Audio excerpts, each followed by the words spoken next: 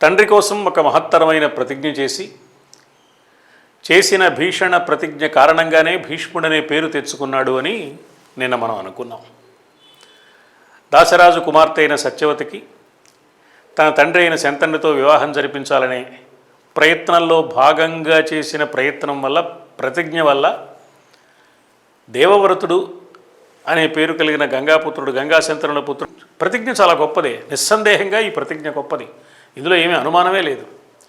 నిస్సందేహంగా ఇంత గొప్పదైన ఈ ప్రతిజ్ఞ గొప్పదని భీష్ముడు కూడా అనుకున్నాడు, లోకం అనుకోవడంతో పాటు. ఎందుకంటే భీష్ముడి ప్రతిజ్ఞ చేసినప్పుడు దేవతలు దేవదుందుభులు మోగించారు, పూలవానలు కురిపించారు. ఈ ప్రతిజ్ఞ ఇంత విశేషమైంది అని భీష్ముడు కూడా అనుకుని, ఈ ప్రతిజ్ఞకు పరిపూర్ణంగా నేను కట్టుబడి ఉండాలి, ఏ సన్నివేశాలలో ఎలాంటి మార్పులు వచ్చినా, ఏ పరిస్థితులు నన్ను ఎలా కుదిపినా ఈ ప్రతిజ్ఞ నుంచి మాత్రం నేను మారకూడదు, జారకూడదు, జరగకూడదు అని ఒక స్థిరమైన భావం భీష్ముడి మనస్సులో ఏర్పడింది.